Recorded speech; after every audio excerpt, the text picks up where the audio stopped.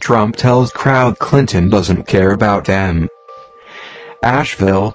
Donald Trump on Monday pounded Hillary Clinton again and again over disparaging remarks she made about some of his supporters last week, telling about 7,000 people in the U.S. Cellular Center they disqualify her from being president.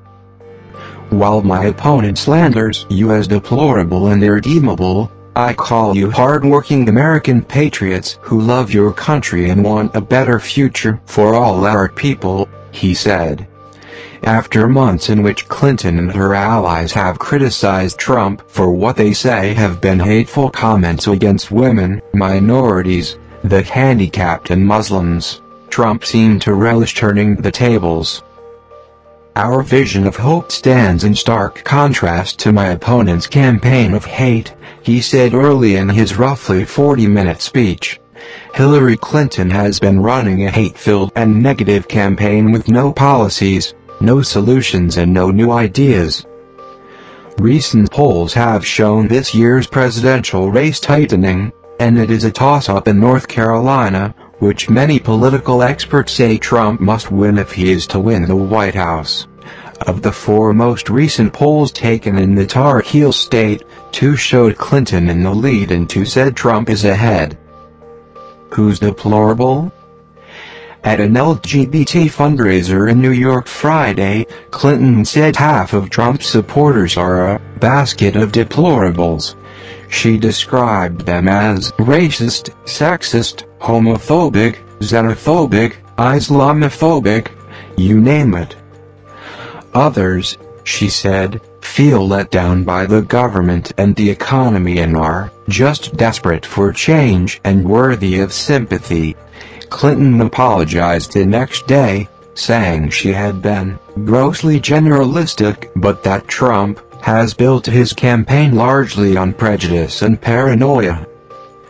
Trump brought about a dozen people who were not identified by name, apparently the ordinary people he says Clinton disdains, onto the podium to voice their support for him. One man in the racially mixed group said he and his wife represent non-deplorable people and had spent 85 years working in public education. A woman said, "We are going to make America great again. Hillary needs to take a nap."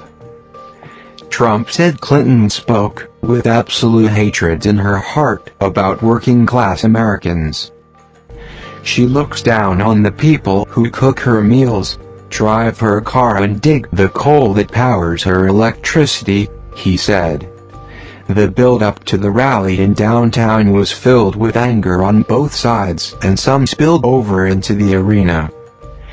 As a group of protesters high in the arena disrupted the event, Trump said, "Let me ask you this question. Is there any place in America more fun to be than the Trump rally?" Video showed a man struggling with one of the group, then giving the man what appeared to be a glancing blow on the side of his chin. The protester stayed on his feet and walked out. The other man reached around a security officer to push another man in the back of his head, then hit a female protester who was being led away in the face with the back of her hand. It did not appear that any of those struck were seriously injured. One of the protesters gestured to the crowd at one point, apparently raising her middle fingers. Trump said the protesters were a few people out of thousands. The dishonest media, these people, the most dishonest people you can ever find, they won't report that. They won't report the gesture. They won't report anything. There were other scattered instances of protesters being let out. Trade issues. Much of the rest of Trump's remarks would be familiar to anyone following his campaign, although Trump put special emphasis on his concerns about foreign trade and the impact the North American Free Trade Agreement had had on North Carolina. The state had lost more than 40% of its manufacturing jobs since President Bill Clinton signed it in 1993, Trump said.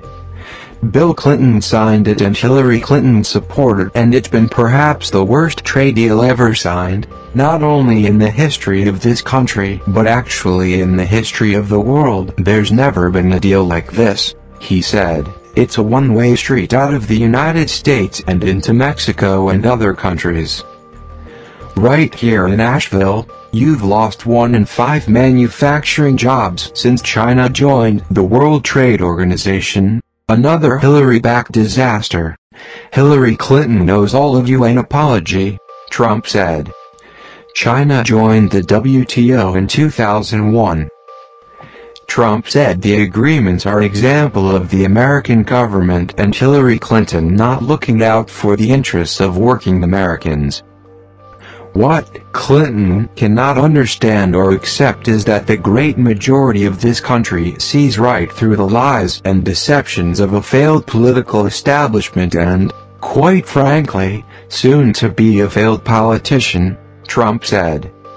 Hillary Clinton's economic plan would be better for North Carolina and the nation than Donald Trump's would be, 3 local Democratic elected officials said ahead of the rally. At a press conference earlier Monday at Clinton's local headquarters on the east side of downtown, State Representative Susan Fisher, Mayor Esther Manheimer and Senator Terry Van Duyn highlighted Clinton's advocacy of issues affecting women and families in particular and said Trump's history is of advocating for himself. Fisher said she is not concerned about Clinton's health the day after she abruptly left a 9/11 commemoration suffering from what was later determined to be pneumonia, and she and Van Duyn downplayed the impact of Clinton's deplorables remark. Obviously it is not what she would have said had she thought about it. Half of Donald Trump's supporters are certainly not deplorable, Van Duyn said. She said Clinton may have mistakenly applied some of Trump's attributes to his backers. There is, I think, at his core, there is a very distasteful, offensive character. When you make fun of the handicapped or make fun of women or make fun of minorities and marginalize them in a real cruel way, I think that's what she was responding to, Van Duyn said. She, I'm sure, wishes she had chosen her words better. Fisher said the Clinton quote pales in comparison to the many questionable statements she said Trump has made. I think that this will come and go. I think there will be other sound bites that will come in the next days of the election season, and I think this one will be short-lived, she said.